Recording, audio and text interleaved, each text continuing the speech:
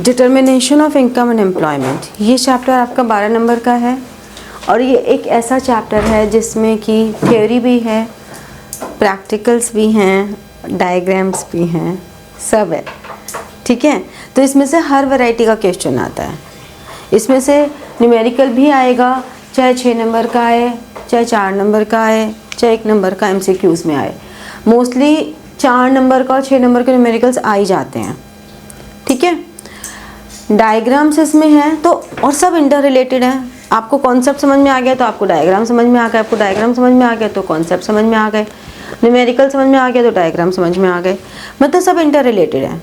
तो हम लोग सब डेफिनेशन पार्ट से स्टार्ट करते हैं। मैं पहले सारी डेफिनेशन बता देती हूँ, उनके डायग्राम्स बता देती हूँ, साइमल्टेनियसली फॉर्मूले भी होते रहेंगे। ठीक है, तो एक चैप्टर का पूरा ब्रीफ दे देती हूँ और फिर जो सबसे ज़्यादा प्रॉब्लम तुम लोगों को आ रही है वो आ रही है न्यूमेरिकल्स में। ठीक है, तो हम न्यूमेरिकल्स थोड़े से सॉल्व कर लेंगे। ठीक, देखो सबसे पहले तो ये जो चैप्टर है इसमें एक तो ट्रेडिशनल अप्रोच है,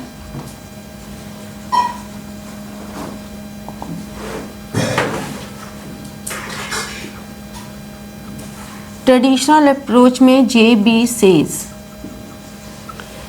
सेज ने कहा कि supply creates its own demand. ठीक है, उन्होंने कहा कि आप सप्लाई करते रहो, मार्केट में डिमांड ऑटोमेटिकली क्रिएट होती रहेगी। ये ट्रेडिशनल था। ठीक है, उन्होंने कहा कि रिसोर्सेज तो यूटिलाइज हो ही जाएंगे। ठीक है, लेकिन फिर जो हमारी मॉडर्न अप्रोच है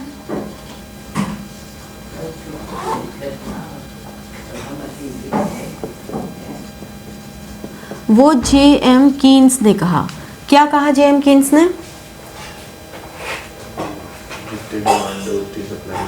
हाँ, और जब इकोनॉमी अगर फुल एम्प्लॉयमेंट अचीव कर लेती है तो फुल एम्प्लॉयमेंट पे ज़रूरी नहीं है कि जितनी डिमांड हो उतनी ही सप्लाई हो, और इसीलिए इन्फ्लेशनरी एंड डिफ्लेशनरी प्रेशर्स काम करते हैं। हमारे सिलेबस के हिसाब से हम लोग ये मान के चलते हैं कि ये शॉर्ट रन में काम कर रहा है, जबकि ऐसा नहीं होता, बट हमारे लिए ये अजम्पशन चल रही है कि हम शॉर्ट रन में काम करते हैं। और हमारी पूरी जो आगे का चैप्टर है वो पूरा JM कीन्स की थ्योरी पर बेस्ड है, जिसमें उन्होंने कहा कि determination of income and employment, इस पर उन्होंने पूरी एक बुक लिखी थी और उस बुक में उन्होंने इस पूरा एक्सप्लेन किया। उसमें उन्होंने ये कहा कि कोई भी इकोनॉमी जो होती है वो इक्विलिब्रियम लेती तो है ही, उस इक्विलिब्रियम पे ही काम करती है, लेकिन उस इक्विलिब्रियम पॉइंट पे फुल एम्प्लॉयमेंट है।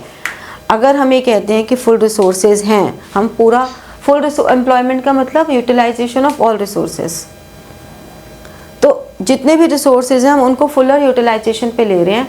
तो ऐसे में क्या हमारी डिमांड और सप्लाई बराबर हैं और नहीं है तो that leads to excess demand and deficient demand. तो इस चैप्टर में हमें यही करना है। तो उनके हिसाब से एक होता है aggregate demand,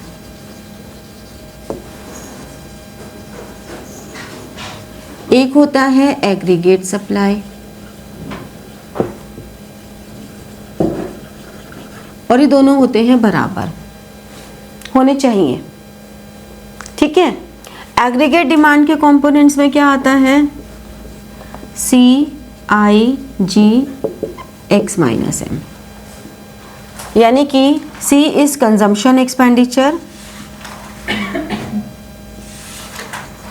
I is investment expenditure, G is government expenditure, और this X minus N is net exports.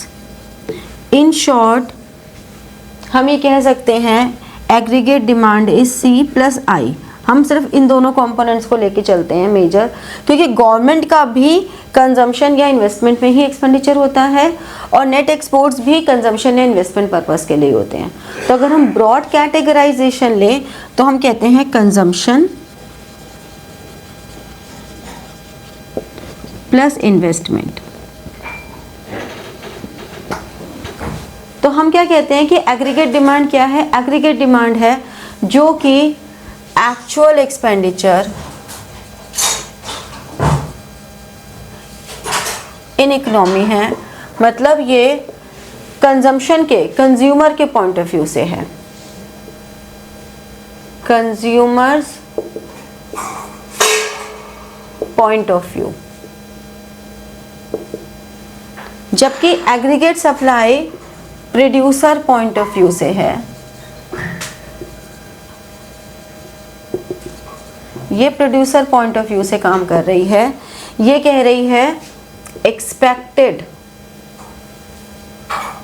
या हम कह सकते हैं रिक्वायर्ड डिमांड एक्सपेंडिचर। ठीक है, तो अगर हम नेशनल इनकम के तीनों थ्योरीज पे काम करते हैं तो हम ये कह रहे हैं कि एग्रीगेट सप्लाई हमारा टोटल आउटपुट है, एग्रीगेट डिमांड हमारा टोटल एक्सपेंडिचर है, और ये जो पूरा एक्सपेंडिचर है क्योंकि सर्कुलर फ्लो काम कर रहा है तो पूरा का पूरा खर्च हो रहा है, तो ये दूसरे पार्ट की टोटल इनकम है। यानी कि जो हम बात करते हैं टोटल इनकम, टोटल एक्सपेंडिचर और टोटल आउटपुट, ये तीनों इक्वल होने चाहिए। एंड इसी के थ्रू हम नेशनल इनकम डिटरमाइन करते हैं। तो हम क्या कहते हैं कि aggregate supply is equal to national disposable income. अब क्योंकि आपके सिलेबस में डिस्पोजेबल इनकम का कॉन्सेप्ट नहीं है, नेशनल डिस्पोजेबल इनकम होती है जो स्पेंडेबल फॉर्म में होती है, जो खर्च कर सकते हैं। अब क्योंकि आपके सिलेबस में इसका पार्ट नहीं है तो हम नेशनल इनकम को ही एग्रीगेट सप्लाई बोल देते हैं। तो इसके जो मेजर कंपोनेंट्स हैं कि कोई भी अगर कंज्यूमर, यानी कि अगर मान लो कंज्यूमर कंज्यूम कर लेंगे तो ठीक है, और नहीं करेंगे तो प्रोड्यूसर के पास वो बच जाएगा। यानी कि या तो कंजम्पशन होगी या सेविंग होगी। तो हमारे पास मेजरली तीन कंपोनेंट्स आए जो हमें पढ़ने हैं। एक हमें पढ़ना है कंजम्पशन, एक इन्वेस्टमेंट और एक सेविंग। तो हम ये कहते हैं किसी भी इकोनॉमी का जो इक्विलिब्रियम है वो कहाँ हो रहा है, जहाँ AD is equal to AS है, यानी कि जहाँ पे C plus I is equal to C plus S है।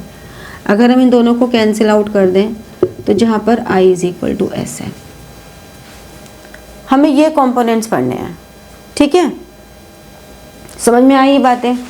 अब यहाँ पर हम एक एक कंपोनेंट को पहले पढ़ते हैं। जैसे कि हमने कंजम्पशन के बारे में बात की। कंजम्पशन का मतलब क्या है, जो भी ह्यूमन वांट्स को, ह्यूमन नीड्स को सेटिस्फाई करता है वो कंजम्पशन है। और किसी भी कंज्यूमर की इनकम जैसे जैसे बढ़ेगी उसकी कंजम्पशन भी बढ़ेगी, वेरी नेचुरल है। ये तो नॉन इकोनॉमिक्स बच्चा भी या कोई भी इंसान बता सकता है कि जैसे जैसे कमाई बढ़ेगी कंजम्पशन बढ़ेगी। बट हाँ, ये ज़रूर है कि जैसे जैसे आपकी इनकम बढ़ेगी, जैसे जैसे आपकी कमाई बढ़ेगी, वैसे वैसे कंजम्पशन तो बढ़ेगी but not in the same proportion. ऐसा तो नहीं होगा ना कि जितनी इनकम बढ़े सारे खर्च करते, फिर तो बेवकूफ़ है, फिर वो रैशनल पर्सन नहीं है। एक रैशनल पर्सन जैसे जैसे इनकम बढ़ेगी कंजम्पशन भी बढ़ाएगा और कंजम्पशन के साथ साथ सेविंग भी बढ़ाएगा, but not in the same proportion. हो सकता है जैसे जैसे इनकम बढ़े हमारी कंजम्पशन भी बढ़े लेकिन हमारी सेविंग और ज़्यादा बढ़े, कि चलो भाई हम थोड़ी सेविंग भी कर ले, अब हमारी इनकम बढ़ गई। तो रैशनल पर्सन तो ऐसा ही होगा ना। तो वही बात कर रहे हैं कि कंजम्पशन में हमने कहा कि propensity to consume,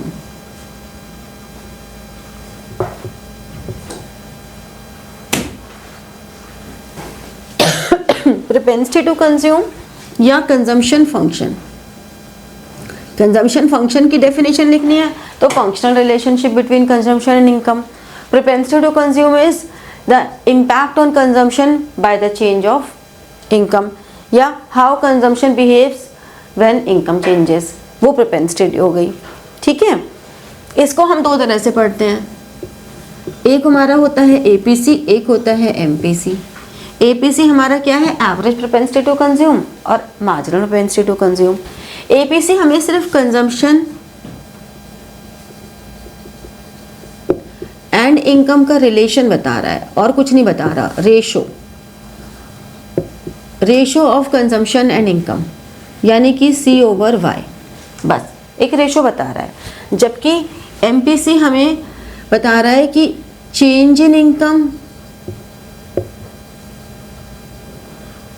how impacts change in consumption.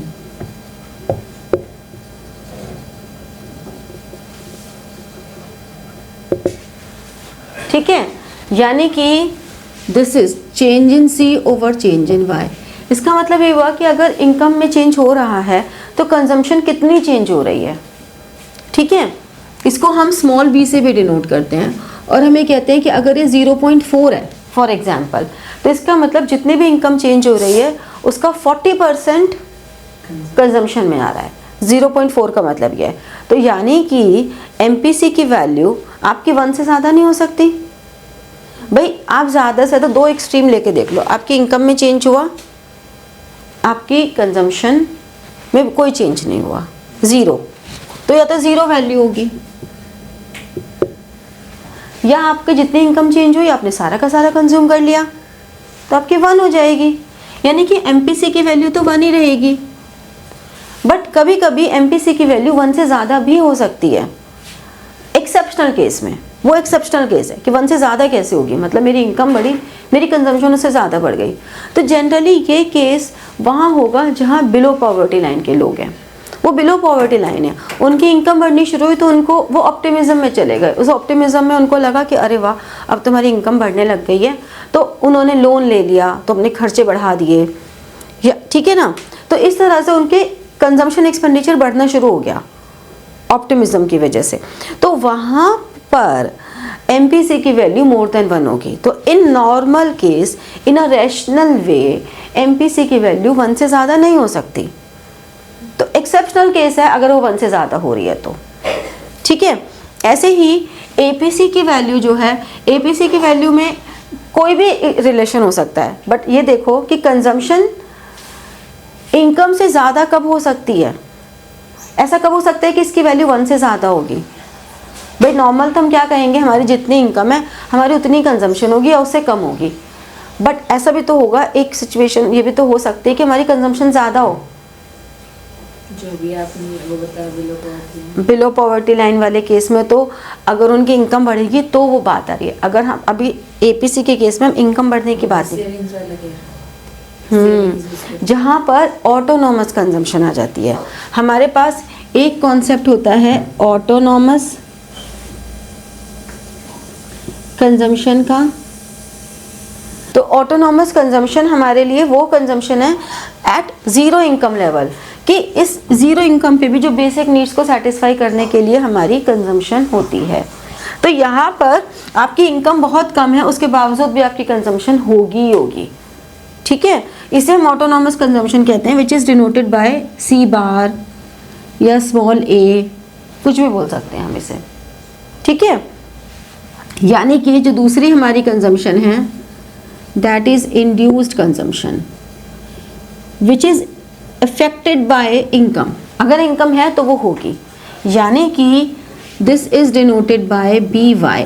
B is MPC, ठीक है। तो यानी कि अगर हम कंजम्पशन कर्व की बात करें तो कंजम्पशन कर्व में हमारे पास ये मेरा कंजम्पशन कर्व है, तो ये मेरी ऑटोनॉमस कंजम्पशन है। अगर ये मेरा कंजम्पशन है और ये मेरी इनकम है तो ये A plus BY is equal to C। A is autonomous consumption जो होगी इस वाले पोर्शन में, और ये पूरा हमारा जो स्लोप जा रहा है, जो C की ये शेप जा रही है, ये कितना स्लांट होगा, इसका राइजिंग साइड कितनी हमारी स्लांट होगी, इसका स्लोप कैसा होगा, that all depends on B। So the slope of consumption curve is MPC, that is B। समझ में आया? ये चीज़ क्लियर हुई? देखो ये वाला डायग्राम अभी हमने बनाया था, इसमें हमने कहा कि ये ऑटोनॉमस कंजम्पशन है और ये स्लोप है, ठीक है। एंड जो भी स्लोप ऑफ कंजम्पशन कर्व होता है that is because of MPC। अब अगर मुझे इस पे एलोकेट करना हो, this is Y, this is C, A point. तो अगर मुझे इस पर APC बताना हो that is C over Y means OC over OY, ठीक है। ऐसे ही अगर इनकम में चेंज हुआ and that is Y1, this is B, this is C1। So MPC is change in C over change in Y. So change in C is C1, change in Y is Y1. और ये कुछ भी हो सकता है, अगर मैं इसको यहाँ पे D कह दूँ तो C1 जो है वो ये F कह दूँ तो AF भी हो सकता है, ठीक है ना। C1 is equal to AF भी हो सकता है, BD भी हो सकता है, ऐसे ही Y1 ये FD भी हो सकता है, AB भी हो सकता है। तो तुम्हें मेजर जो रखना है वो क्या, अब देखो यहाँ पे हमारी Y तो इतना सारा बढ़ा, लेकिन देखने से पता लग रहा है कि C में तो थोड़ा सा ही चेंज हुआ, यानी कि MPC बहुत कम है, ठीक है। अब अगर हम ये कह रहे हैं कि Y is equal to C plus S है, तो इसका मतलब क्या हुआ कि अगर इनकम का जो पोर्शन कंज्यूम नहीं हुआ वो सेव हो रहा है, यही मतलब हुआ ना। तो इसका मतलब हमारा जो सेविंग कंजम्पशन है, सेविंग फंक्शन जिसे हम प्रोपेंसिटी टू सेव भी कह देते हैं, उसका मतलब क्या हुआ, impact of saving, impact of income on savings, that when income increases savings also increases but not in the same proportion. तो हम क्या कह सकते हैं कि जैसे जैसे इनकम इंक्रीज होगी वैसे वैसे हमारी कंजम्पशन भी इंक्रीज होगी, सेविंग भी इंक्रीज होगी, but generally for a rational consumer हमारा कंजम्पशन इंक्रीज होने का पेस थोड़ा कम होगा और सेविंग इंक्रीज होने का पेस थोड़ा ज़्यादा होगा, ऐसे ही होगा ना। समझ पा रहे हो लॉजिक ये। तो यानी कि हम ये कह सकते हैं इसमें भी सेम चीज़ें आएंगी, APS और MPS। APS वही ratio between saving and income, and this is change in saving upon change in income, ठीक है, बिल्कुल सेम।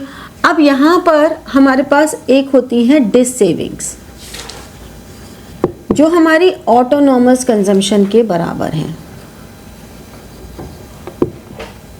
ऑटोनॉमस कंजम्पशन क्या कहता है, बेसिक कंजम्पशन, जो बेसिक नीड्स को सेटिस्फाई करने। अब आपकी इनकम नहीं है, या हमें कह सकते हैं कंजम्पशन एट जीरो इनकम। तो वो कहाँ से होंगी, डिस सेविंग्स की वजह से होंगी। डिस सेविंग दो तरह से हो सकती है, या तो आपके पास कुछ पास्ट सेविंग्स पड़ी हैं, वो डिस सेविंग्स की कैटेगरी में आती हैं, या फिर आपने अभी बोरोइंग्स कर ली एंड रिड्यूस फ्यूचर सेविंग्स, आपने फ्यूचर सेविंग्स को यहाँ पे अभी से यूटिलाइज कर लिया, ये डिस सेविंग्स हो गई। तो autonomous consumptions are always because of dissavings, ठीक है, ये समझ में आया। तो इसका जो डायग्राम है उसकी हम बात जब करेंगे,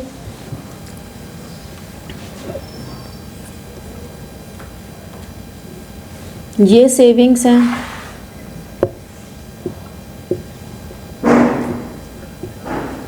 level of income and employment, ये डिस सेविंग्स हैं, ये सेविंग फंक्शन है। तो ये वाला जो पॉइंट है ये हमारा ऑटोनॉमस कंजम्पशन है, ठीक है। यानी कि अगर मैं इसको ऐसे बनाऊं, ये मेरा सेविंग है और ये मेरा ऑटोनॉमस कंजम्पशन है, तो इतना ही ऊपर लेंगे और ये मेरा कंजम्पशन हो गया, ठीक है। तो हमेशा ये दोनों इक्वल रहेंगे।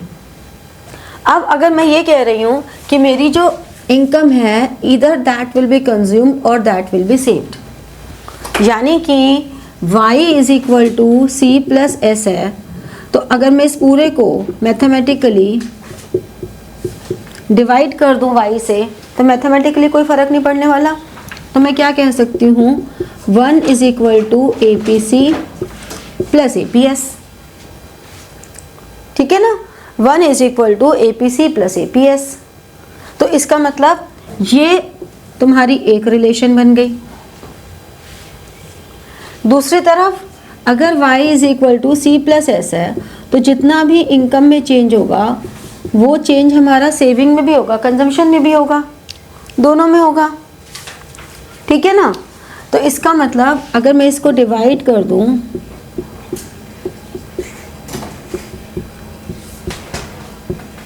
तो 1 is equal to MPC MPS। अब MPC की वैल्यू तो मैंने कहा B है, यानी कि MPC की वैल्यू, तो MPC या MPS क्या हो गया मेरे लिए 1 माइनस B। ठीक है ना। तो अब मेरे पास फॉर्मूलाज की लिस्ट बनती चली जा रही है और डायग्राम भी समझ में आ रहे हैं। अब एक और डायग्राम देखो,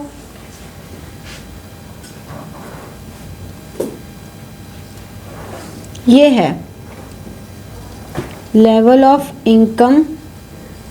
ये हमेशा लिखना, कोई भी डायग्राम में अगर आपने प्रॉपर लेबलिंग नहीं की तो आपके वो डायग्राम बिल्कुल बेकार है।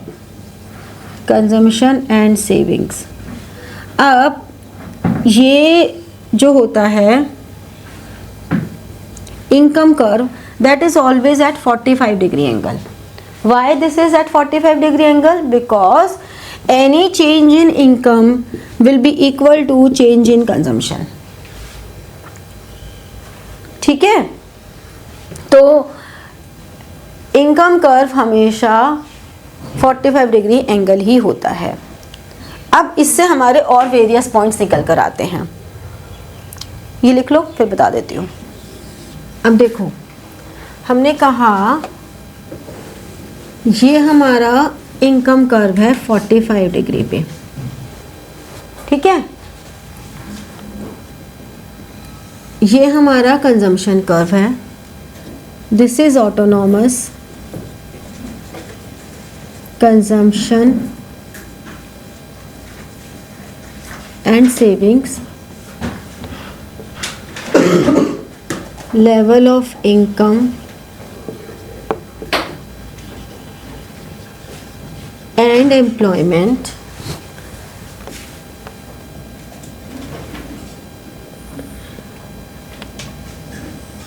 ये मेरा सेविंग कर्व है। ठीक है। यानी कि जो हमारा कंजम्पशन कर्व, इनकम कर्व और सेविंग कर्व है, ये तीनों आपस में रिलेटेड तो हैं ही, क्योंकि हमारी ये इक्वेशन रिलेटेड है। अब इसके अकॉर्डिंगली अगर हम बात करें तो ये जो पॉइंट है y1 कौन सा पॉइंट है, जहां पर सेविंग्स 0 है, इस पॉइंट पर। और ये एक ऐसा पॉइंट है B जहां पे y is equal to consumption है। ठीक है। तो इसीलिए इसे हम कहते हैं ब्रेक इवन पॉइंट। नीचे वाले को, इस पॉइंट को, B को या y1 को। तो बेसिकली अगर ब्रेक इवन पॉइंट की बात की जाएगी तो वो B है। और ब्रेक इवन पॉइंट कितने इनकम लेवल पर है, वो हमारा OY1 है। ठीक है। दोनों बातों में डिफरेंस समझ में आया। दोनों बातों में ये डिफरेंस है कि अगर आपसे पूछा जाए कि ब्रेक इवन पॉइंट क्या है तो हम कहेंगे B है। क्यों है? क्योंकि वहाँ पे y is equal to consumption है और सेविंग्स 0 है। तो कितने इनकम लेवल पे ब्रेक इवन पॉइंट अचीव किया, OY1 पे ब्रेक इवन पॉइंट अचीव किया। अब इसी से डेरिवेशंस आ जाती हैं कि अगर तुम्हें डेरिवेशन ऑफ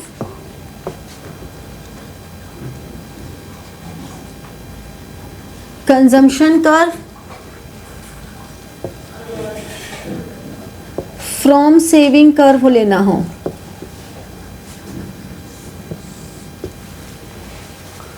तो हम क्या करेंगे, हम कहेंगे कि ओके ये हमारा 45 डिग्री का हो गया इनकम कर्व, ये हमारा हो गया सेविंग कर्व। कोई भी स्ट्रेट लाइन के लिए 2 पॉइंट्स चाहिए होते हैं, तो हमने कहा एक पॉइंट तो ये बन गया OA के बराबर OA1 और दूसरा जहाँ पे ये 0 है, तो यानी कि ये मेरा कंजम्पशन कर्व हो गया। समझे? तो ड्रॉ होने के बाद तो ये वाला और ये वाला डायग्राम दोनों सेम ही लग रहे हैं, तो आपको कंस्ट्रक्शन स्टेप्स बहुत केयरफुली लिखने हैं इसमें, ठीक है? समझ में आई बात? हाँ, ये बहुत इम्पॉर्टेंट क्वेश्चन है, काफ़ी बार बोर्ड एग्जाम में भी आ चुका है। Derivation of saving curve from consumption curve, ठीक है?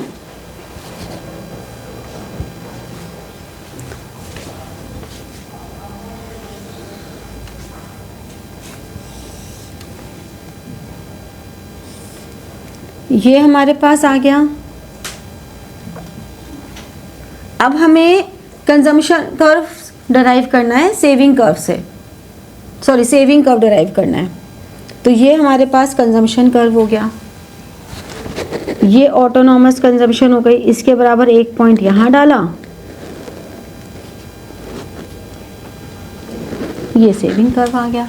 तो ड्रॉ होने के बाद तो सब सेम है, मेन डिफरेंस कहाँ आएगा आपको स्टेप्स में, तो स्टेप्स को बहुत केयरफुली लिखना है। तो अब तक हमने जो किया है, अगर मैं उसको एक फॉर्मूला के लिस्ट में बनाना चाहूँ तो यहाँ बनाते चले जाते हैं। हमने कहा AD is equal to AS है, हमने कहा AD is equal to C plus I है, AS is equal to C plus S है, इसीलिए I is equal to S है इक्विलिब्रियम पे।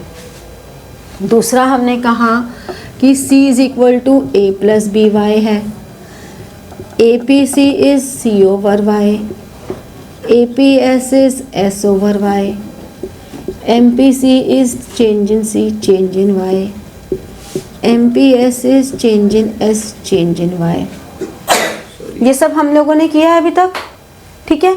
अब एक और चीज़ करते हैं। हमने कहा Y is equal to C plus S है, फिर हम ये कह रहे हैं कि ठीक है y is equal to C को हमने कहा ये है। अब इसका बस अरेंजमेंट चेंज करना है हमें सेविंग फंक्शन में कन्वर्ट करने को। सेविंग फंक्शन बनाने के लिए उस फॉर्म में लेकर आना है जिस फॉर्म में कंजम्पशन फंक्शन है।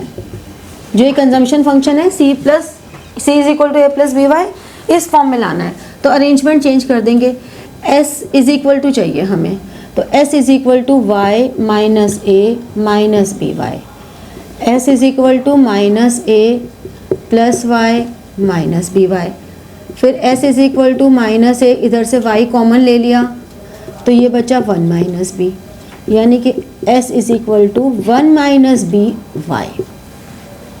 जो हमारे पास कंजम्पशन फंक्शन होता है A प्लस BY, तो सेविंग फंक्शन हो गया A की जगह माइनस है क्योंकि डिस सेविंग्स की वजह से होती है, autonomous consumption is equal to dissavings, और B की जगह 1 माइनस B क्योंकि B इज़ योर MPC और MPS is your 1 minus B।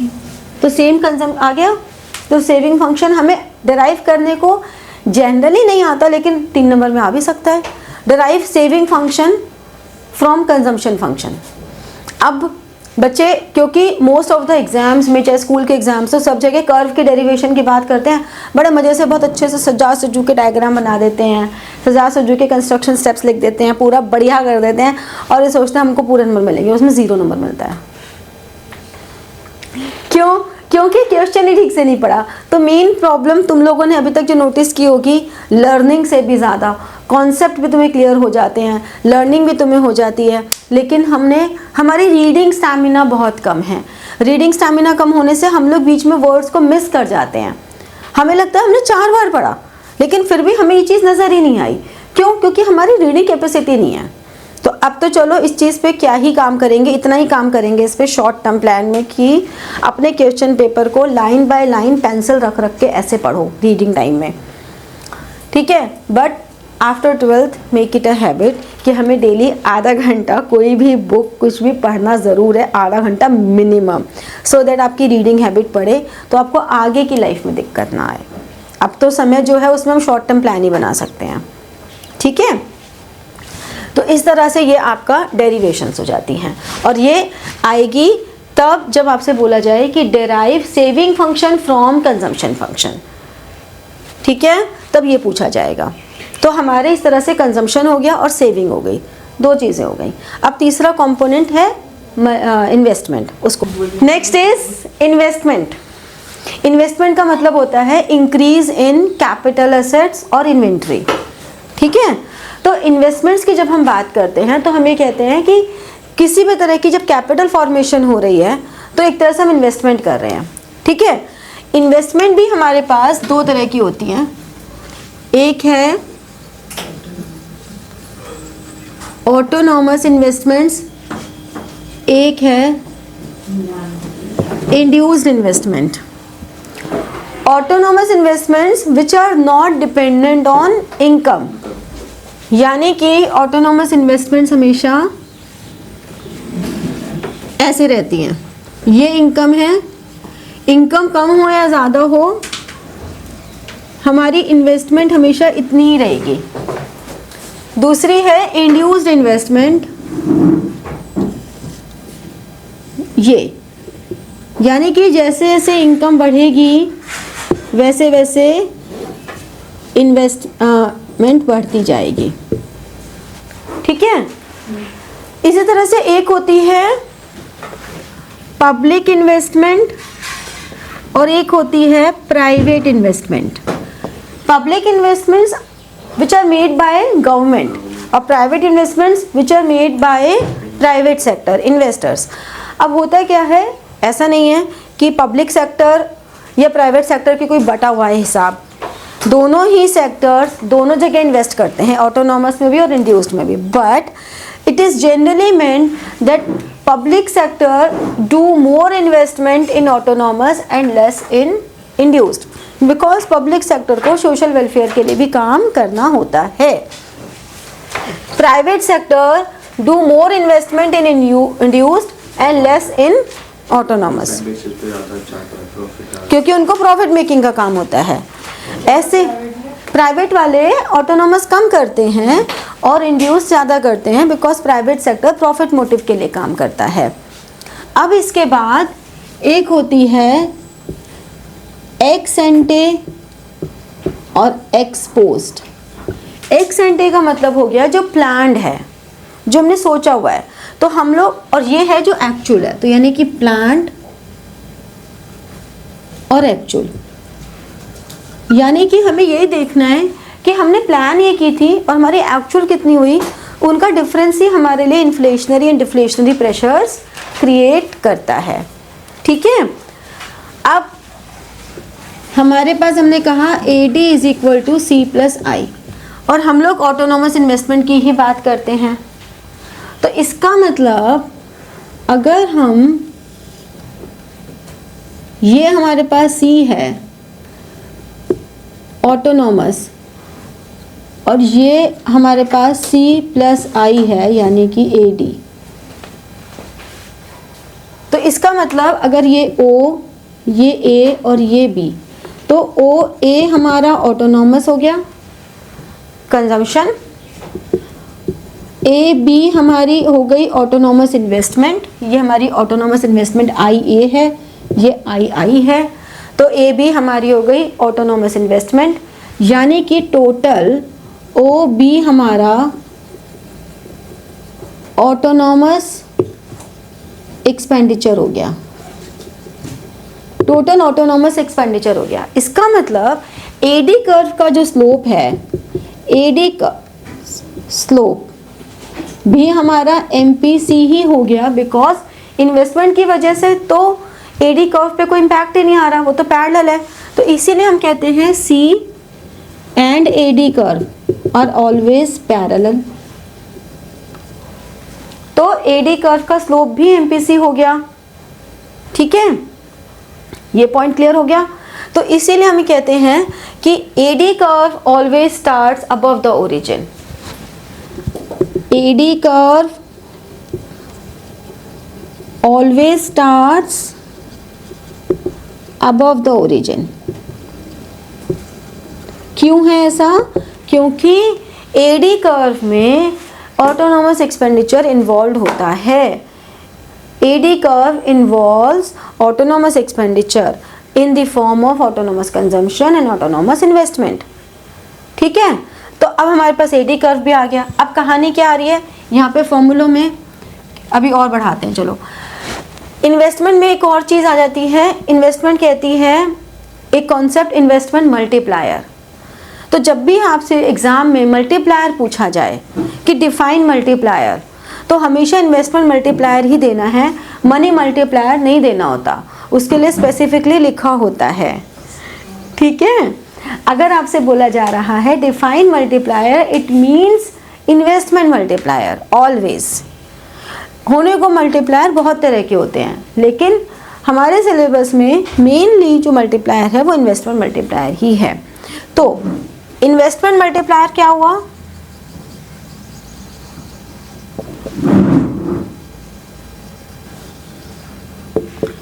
It's denoted by capital के and this is change in income due to change in investment. Investment multiplier says that by the change in investment, how much income changes, how many times income changes, that is called investment multiplier. ठीक है, समझ में आया? तो हम ये कहते हैं कि change in income upon change in investment. तो अगर हमसे ये बोला जाए कि इन्फ्लुएंसिंग फैक्टर कौन से होते हैं, जैसे कंजम्पशन को इन्फ्लुएंस क्या करता है? इनकम। सेविंग को क्या करता है? इनकम। इन्वेस्टमेंट को क्या इन्फ्लुएंस करता है? Rate of interest. इन्वेस्टमेंट के इन्फ्लुएंसिंग फैक्टर हो गए rate of interest and MEI और MEC, marginal efficiency of capital या marginal efficiency of investment.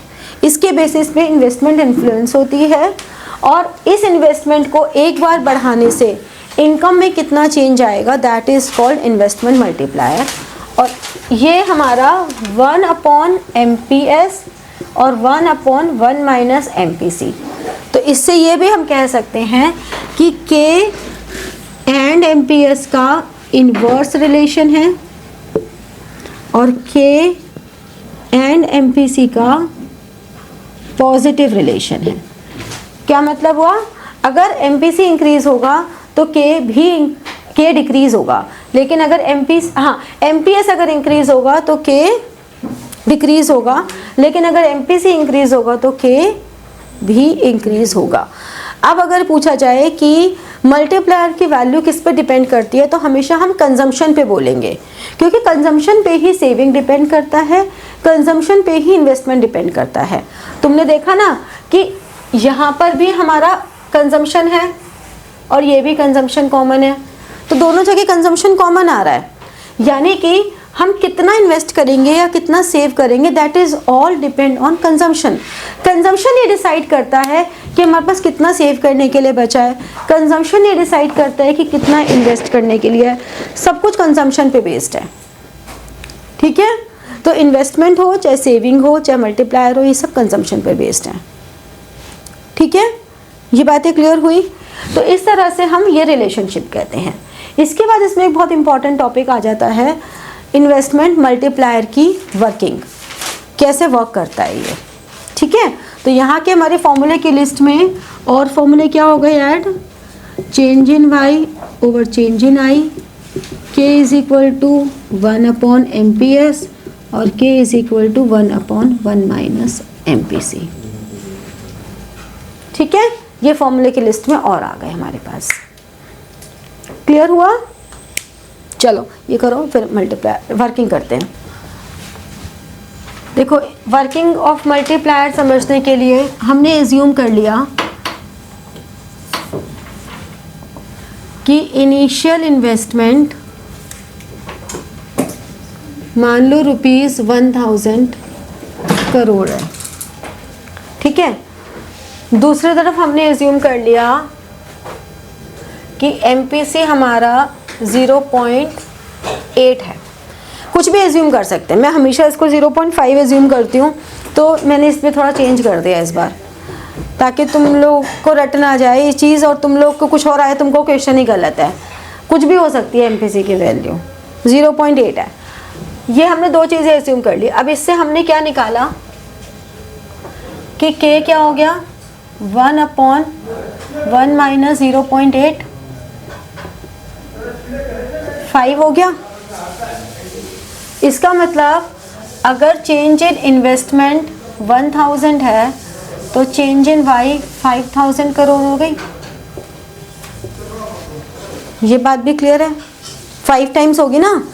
K की वैल्यू अगर 5 है, it denotes that if income changes then investment changes by 5 times. तो ये 5 टाइम्स हो गई 5000 करोड़। ठीक है, अब यहाँ पे हम क्या करेंगे कि राउंड 1 में यहाँ पे इनिशियल इन्वेस्टमेंट,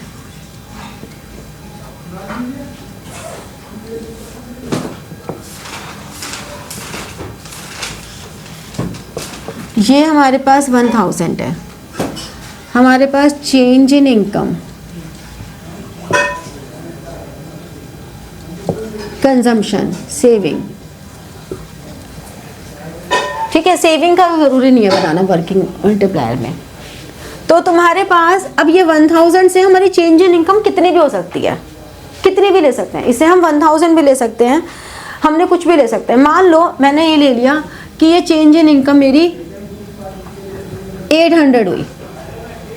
बेस्ट होता है कि आप सेम ले लो, उससे आपको कैलकुलेशन ईजी हो जाती है। बट चलो हमने 8000 ले ली, तो चेंज इन कंजम्पशन कितनी होगी 0.8, इसका 80% 640। अब जब ये कंजम्पशन किसी और की होगी तो वो दूसरे की इनकम हो गई, राउंड 2। ठीक है, अब 640 की कंजम्पशन कितनी होगी 80%, तो 80% कितनी हो गई 512। अब ये 512 दूसरे की इनकम हो गई राउंड 3 में। इस तरह से ये इनकम, चेंज इन इनकम हमारी 5000 जब तक नहीं पहुंच जाएगी तब तक ये चलता ही रहेगा। यानी कि ये 5000 और ये 4000। ठीक है, यानी कि ये राउंड्स तब तक चलते ही रहेंगे। अब जब आपसे वर्किंग ऑफ इन्वेस्टमेंट मल्टीप्लायर पूछी जाए तो इन्वेस्टमेंट मल्टीप्लायर की वर्किंग में आपको यही बताना है कि ये न्यूमेरिकल एक्सप्लेन करके सारा डेफिनेशन देना है और टेबल में आपने क्या किया उसको थ्योरी में बनाना है। ये नहीं कि सिर्फ टेबल बना के छोड़ दी, या ये भी नहीं कि सिर्फ थ्योरी लिख के छोड़ दी। ठीक है, तो इस तरह से हमारे तीनों कंपोनेंट हो गए। अब हम इक्विलिब्रियम की अगर बात करें तो इक्विलिब्रियम में ये 45 डिग्री पर है AS, ये AD है, तो ये इक्विलिब्रियम हो गया। ठीक है, ये इक्विलिब्रियम हो गया। समझ में आई बात? अब ये सेविंग है, ये इन्वेस्टमेंट है, ये इक्विलिब्रियम हो गया। तो इसे हम कहते हैं AD AS अप्रोच, इसे कहते हैं SI अप्रोच। अगर हमें ये बोला जाए कि दोनों से बनाना है, या ये बोला जाए कि how economy will be at equilibrium, हमें अप्रोच मेंशन ही नहीं की हुई, तो दोनों का एक साथ बना देंगे। कैसे? ये हो गया AS, ये हो गया AD। अब इसमें जो थोड़ा सा टेक्निकल ध्यान रखना है वो ये कि ये नीचे हमारा ऑटोनोमस कंजम्पशन है, ऊपर हमारा एक्स एक्सिस के ऑटोनोमस इन्वेस्टमेंट है। तो जो OA है that should be equal to this OA1, because OA is total autonomous expenditure, that must be equal to autonomous consumption plus autonomous investments. तो ये हमारा इन दोनों के बराबर होना चाहिए। ठीक है, तो अब हमने यहाँ पे इन्वेस्टमेंट बना दी, ये एक लाइन आई। अब ध्यान रखना है कि इस वाले पॉइंट से और एक ये वाला पॉइंट है, तो हमारा जो सेविंग कर्व है वो इसी पॉइंट से जाना चाहिए। तो इस तरह से बनाओगे, समझे कि ADAS पहले बना दिया और फिर उसके इक्विवेलेंट हमने यहाँ पे पॉइंट्स लिए। तो हम फिर जब एक्सप्लेन करेंगे तो हम कहेंगे अपर पैनल एंड लोअर पैनल। ठीक है, इस तरह से डालेंगे। बाकी एक्स एक्सिस पे तो वही आएगा, level of income and employment. यहाँ पे हमारा AD आ गया, यहाँ पे हमारा कंजम्पशन एंड सेविंग आ गया, ये सब आ जाएगा। ठीक है, तो ये हमारा इक्विलिब्रियम हो गया। अब इसी में अगर हम बात करें कि हमारा फुल एम्प्लॉयमेंट लेवल, इस चलो दूसरा डायग्राम में बताती हूँ। देखो ये हमारा AS कर्व है और ये हमारा AD है। अब अगर ये इक्विलिब्रियम पॉइंट है OY1, लेकिन अगर फुल एम्प्लॉयमेंट लेवल हमें यहाँ अचीव हो रहा है, OY2 पे फुल एम्प्लॉयमेंट है, अगर ये फुल एम्प्लॉयमेंट है तो इसका मतलब यहाँ पर AD is less than AS है। ठीक है, और ये कौन सा सिचुएशन हो गई, डेफिशिएंट डिमांड की, यानी कि डिफ्लेशनरी प्रेशर। ठीक है, और अगर यहाँ पे फुल एम्प्लॉयमेंट है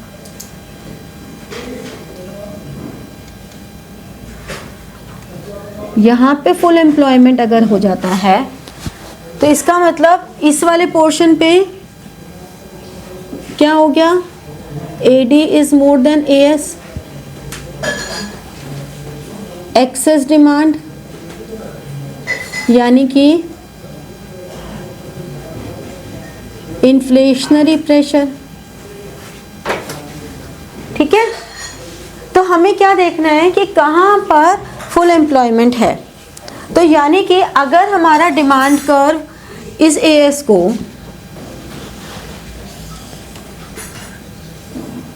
ये AS है, ये AD है इक्विलिब्रियम पे, लेकिन अगर हमारा फुल एम्प्लॉयमेंट वाला AD यहाँ पर है तो ये फुल एम्प्लॉयमेंट है, जबकि ये हमारा एम्प्लॉयमेंट लेवल है। तो हो क्या रहा है कि फुल एम्प्लॉयमेंट हमें पहले यहाँ पे मिल रहा है, हमारी डिमांड ज़्यादा है, जहाँ पे फुल एम्प्लॉयमेंट पे डिमांड ज़्यादा है हमारी, है ना। तो यही हो रहा है, इक्विलिब्रियम यहाँ पर आ रहा है। तो ऐसे में क्या होगा, क्योंकि हमारी डिमांड ज़्यादा है, सप्लाई कम है, हम फुल एम्प्लॉयमेंट तो अचीव कर ही चुके हैं, तो हमारे पास कोई भी तरीका नहीं है जिससे कि हम रिसोर्सेज को बढ़ा सकें। यानी कि हम आउटपुट को तो नहीं बढ़ा सकते, इनकम लेवल भी नहीं बढ़ा सकते, बट प्राइस लेवल इंक्रीज हो जाएगा, क्योंकि प्राइस लेवल इंक्रीज होगा तो ऑटोमेटिकली डिमांड कम हो जाएगी। समझे। इसी तरह से अगर हम यहाँ की बात करें कि डिफ्लेशनरी गैप में, तो वहाँ पर डिमांड कम है, सप्लाई ज़्यादा है, यानी कि अभी डिमांड को बढ़ा सकते हैं, सप्लाई हमारे पास ज़्यादा है, यानी कि ओवर स्टॉकिंग ज़्यादा है। ओवर स्टॉकिंग मतलब एक्यूमुलेशन ऑफ स्टॉक है। तो आउटपुट को तो बढ़ाकर क्या कर लेंगे हम, क्योंकि हमारे पास तो ऑलरेडी स्टॉक है, वहाँ पे हमें प्राइस को डाउन करना पड़ेगा। लेकिन क्योंकि लोग खरीद नहीं रहे हैं, लोगों की डिमांड नहीं है, अगर एक डिमांड नहीं करेगा तो दूसरे की इनकम भी कम हो जाएगी, तो इनकम लेवल भी कम हो जाएगा। तो वहाँ पे हमारा आउटपुट भी कम हो रहा है, इनकम भी कम हो रही है और प्राइस भी कम हो रहा है। जबकि इन्फ्लेशन में हमारे पास फुल एम्प्लॉयमेंट अचीव कर चुके हैं, तो हम आउटपुट नहीं बढ़ा पा रहे हैं। ठीक है, तो डिफरेंस क्लियर हो गया दोनों में, समझ में आया अच्छे से। और एक्सप्लेन करूं पक्का। अब बात ये आती है कि अगर हमारे पास ये सिचुएशन है तो आखिर ऐसा है क्यों। पहली बात तो क्या कॉजेज हैं, तो अगर हम AD is more than AS की बात करें और दूसरी सिचुएशन है AD is less than AS, तो क्या कॉजेज हैं। यहाँ पे लोगों की स्पेंडिंग कैपेसिटी क्यों ज़्यादा है, या तो गवर्नमेंट एक्सपेंडिचर बहुत ज़्यादा हो रहा है, या फिर गवर्नमेंट ने टैक्सेस बहुत कम रखे हुए हैं, सब्सिडीज बहुत ज़्यादा दी हुई हैं। ऑन द कॉन्ट्रेरी यहाँ पे डिमांड कम क्यों है, क्योंकि लोगों का शायद टैक्सेस में ज़्यादा जा रहे हैं, गवर्नमेंट स्पेंडिंग बहुत कम है, तो बिल्कुल रिवर्स हो जाएगा। ऐसे ही इनको जब हम करेक्ट करने के मेजर्स लेंगे तो वो मेजर्स भी इसी तरह से काम करेंगे। ठीक है, उनको फिर हम एक्सप्लेन कर लेते हैं। बना लिया।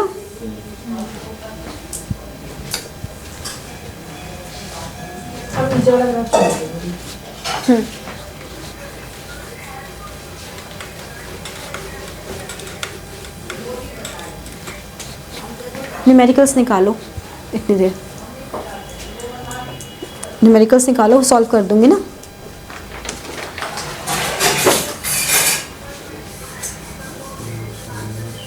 क्या हुआ? एक्सेस डिमांड और डेफिशिएंट डिमांड अगर हमें इन्हें ठीक करना है तो what are the different measures? Different measures में क्या हो रहा है, एक्सेस डिमांड को अगर हमें ठीक करना है तो हमें मनी सप्लाई को क्या करना है, कॉन्ट्रैक्ट करना है, कम करनी है, यहाँ पे एक्सपैंड करना है। तो हमारे सारे मेजर्स, जैसे कि अगर हम फिस्कल पॉलिसी की बात करें,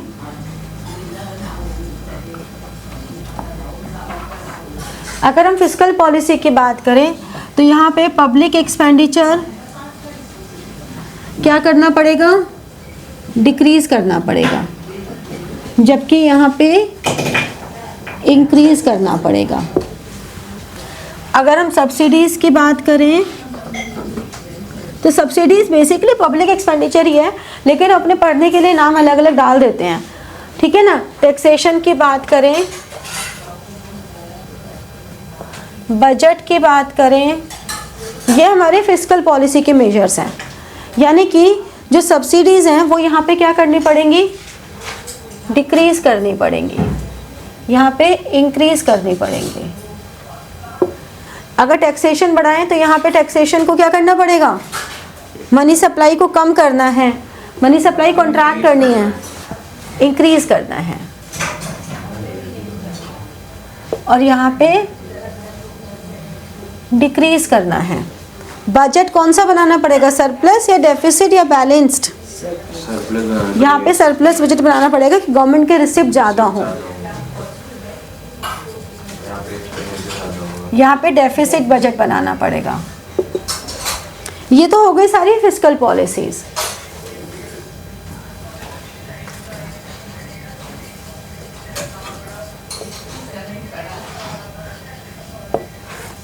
फिर आती है मॉनेटरी पॉलिसीज। मॉनेटरी पॉलिसीज में कुछ होते हैं क्वांटिटेटिव मेजर्स, कुछ होते हैं क्वालिटेटिव मेजर्स। क्या होते हैं क्वांटिटेटिव और क्या होते हैं क्वालिटेटिव? क्वांटिटेटिव मतलब bank rate, repo rate, reverse repo rate, और क्वालिटेटिव मतलब मॉरल सुएजन। तो यानी कि हम ये कह सकते हैं, उल्टा बोलते हैं, नहीं सही बोला, हाँ बोलो, सही बोला ना, सही बोला ना इसने। पहला क्वांटिटेटिव बोला ना, पहला क्वांटिटेटिव, फिर क्वालिटेटिव होता है मॉरल सुएजन और वो सब बकवास होगा। दो और सही बोला ना इसने, हाँ। तो शक का ही बात का हो रहा है।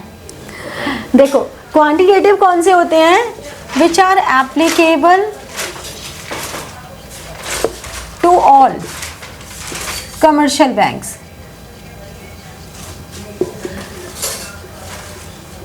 मॉनेटरी पॉलिसीज का मतलब क्या हुआ, जो कि ये तो फ्रेम कर रही है government, fiscal policy. Monetary policy framed bye central bank. तो अगर मॉनेटरी पॉलिसी के बारे में पूछा जाए कि क्या होती है तो आपको ये ज़रूर बताना है कि वो सेंट्रल बैंक के थ्रू बनती हैं, ठीक है। Quantitative applicable to all commercial banks, जैसे कि बैंक रेट हो गया, रेपो रेट हो गया, CRR हो गया, SLR हो गया, ठीक है, इवन रिवर्स रेपो रेट हो गया। ये सब वो उसमें आ जाएगा, हाँ।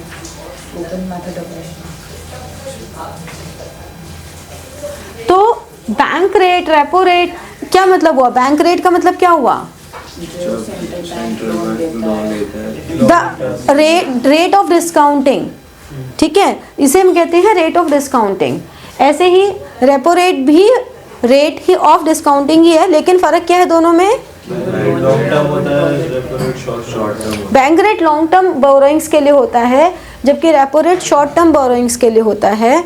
और जनरली रेपो रेट के अगेंस्ट कुछ ना कुछ कोलेट्रल होती है जो कि शॉर्ट टर्म है, ठीक है। रिवर्स रेपो रेट रिवर्स है, मतलब that is the interest which is earned by commercial banks through central bank.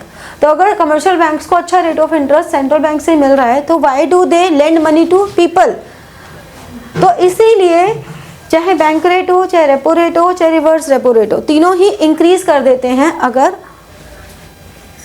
उसमें क्रेडिट कंट्रोल करना है, क्रेडिट को कॉन्ट्रैक्ट करना है, लेंडिंग कैपेसिटी कम करनी है, ठीक है। तो हम जो सेंट्रल बैंक है वो क्या करता है, तीनों ही रेट्स को इंक्रीज कर देगा। ऐसे ही CRR और SLR मिला के बनती हैं LRR। CRR is cash reserve ratio, means the percentage, ध्यान रखना अमाउंट नहीं, परसेंटेज ऑफ टोटल डिपॉजिट्स और नेट लाइबिलिटीज, कभी भी अमाउंट नहीं लिखना, ठीक है। Which is to be kept by commercial banks with central bank, that is cash reserve ratio, CC से याद कर लो।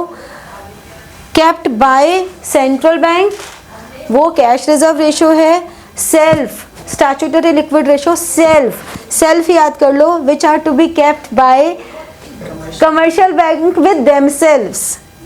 तो लर्न करने के लिए याद रख लो, कैश रिजर्व रेशियो का C इस सेंट्रल बैंक के साथ जो रखनी है, statutory liquid ratio S means self, जो उन्हें अपने पास रखनी है, क्योंकि बच्चे इसमें सबसे ज़्यादा कंफ्यूज होते हैं, ठीक है। तो ये हमारे पास ये भी इंक्रीज ही करनी पड़ती हैं, और अगर डेफिशिएंट डिमांड है तो ये डिक्रीज कर देते हैं। फिर हमारे पास क्वालिटेटिव मेजर्स होते हैं। क्वालिटेटिव में आपके पास आ गया open market operations, margin requirements, ये दो सबसे ज़्यादा इम्पोर्टेंट है। क्या बोरिंग्स क्या, वो तो वैसे तो सिलेबस में ही नहीं है। मैं तो हर टेस्ट में वही लिख के आता हूँ, वही याद है मुझे।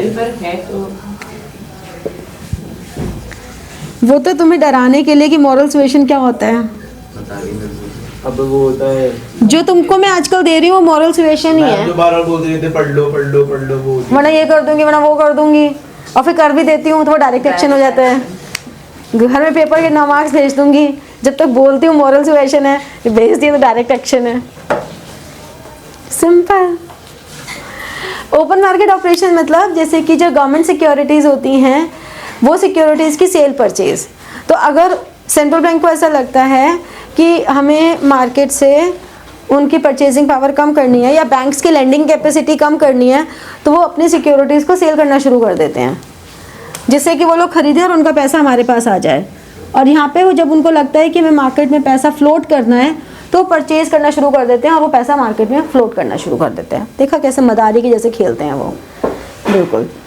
मार्जिन रिक्वायरमेंट्स मतलब मेरे पास अगर 1 करोड़ की प्रॉपर्टी है और मुझे उसके अगेंस्ट लोन लेना है, तो अगर मार्जिन रिक्वायरमेंट्स 20% है तो 1 करोड़ की प्रॉपर्टी के बदले मुझे 80 लाख का लोन मिल जाएगा।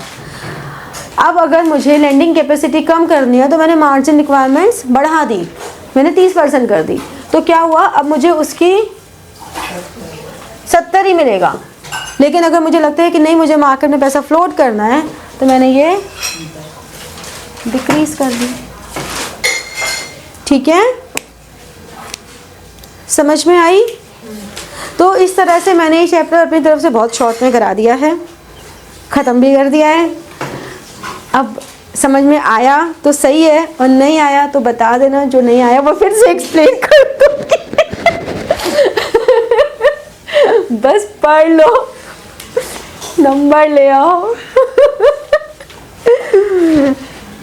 ठीक है। तो मैं जो भी टॉपिक तुम्हें लगता है कि अब हमें ये टॉपिक नहीं आया, वो मैं फिर से करने को तैयार हूँ। अच्छा, न्यूमेरिकल्स कहा था ना तुमने, निकाले न्यूमेरिकल्स? चलो अब देखो, ये वाले क्वेश्चन में आपको चेंज इन आई दिया हुआ है 4000 करोड़, एमपीसी दिया हुआ है 0.8, ठीक है। अब हमें के की वैल्यू निकालनी है, तो K is equal to 1/1 minus MPC. ये तो एग्जाम्पल वही है जो मैंने अभी लिया था, तो ये 5 टाइम्स आ गया। अभी मैंने वर्किंग में यही तो बताया था, ये वाला एग्जाम्पल। हाँ, तो k is equal to 5 times आ गया, अब हमें दूसरी वैल्यू क्या निकालनी है, चेंज इन वाई। तो k is equal to change in Y upon change in I. तो 5 is equal to change in Y upon 4000। तो चेंज इन वाई कितना हो गया, ठीक है, समझे। इधर आ जाओ, हमें ऑटोनोमस इन्वेस्टमेंट्स दिया हुआ है और कंजम्पशन फंक्शन दी हुई है। हमें इक्विलिब्रियम लेवल ऑफ इनकम निकालना है। इक्विलिब्रियम लेवल क्या होता है, y is equal to C plus I, ठीक है ना। ये जो है c, ये वाला y is equal to C plus I equilibrium पे, ठीक है। तो y हमें निकालना है, c हमें दिया है 100 प्लस 0.8 y, i दिया है 200। तो 0.2 y is equal to 300, y is equal to 300 upon 0.2।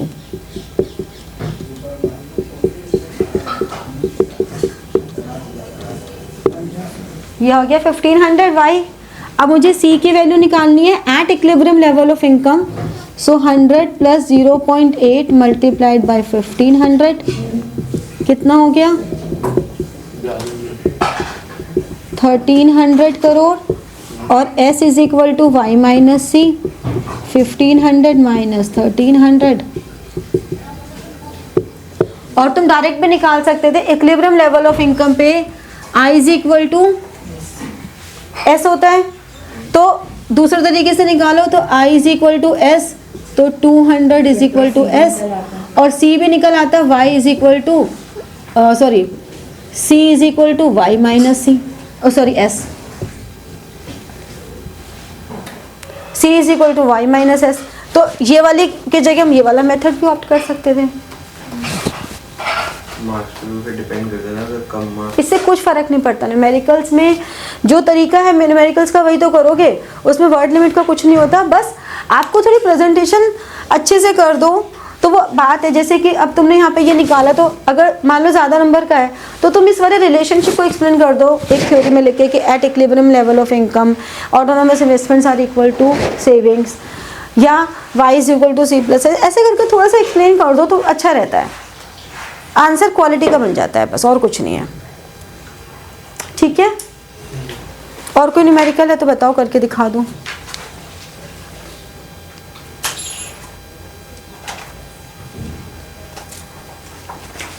कौन सा, 65। देखो इसमें क्या हो रहा है, तुम्हें चेंज इन, सेम ही है ये भी, चेंज इन इन्वेस्टमेंट दिया हुआ है ₹5। तूने देखा भी नहीं है पहले, भाई साहब क्या फोर साइटेडनेस है। MPS 0.2 है। हमें K की वैल्यू निकालनी है और हमें चेंज इन वाई निकालना है। हाँ, इसको सब आता है। नहीं रहने दे, चल छोड़। K is equal to 1 upon MPS 1 upon 0.2, 5 times हो गया।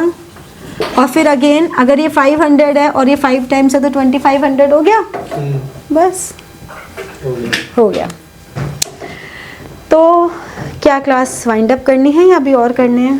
अभी तक शुरू की हुआ। चलो ठीक है, ऑल द बेस्ट। तो like, share and press the bell button for getting your notifications and comment. ठीक है, thank you.